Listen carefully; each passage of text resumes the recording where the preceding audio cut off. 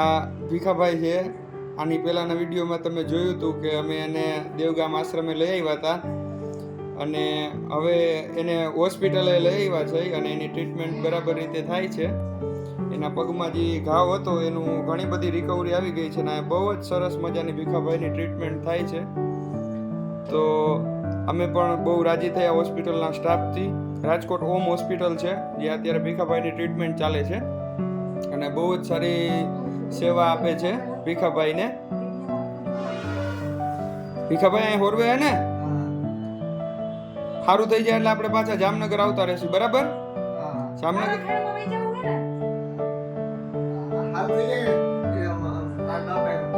હા, બા પાસે આપણે વયા જશે. બરાબર? ભલે ભલે, હાલો. જય દ્વારકાધીશ.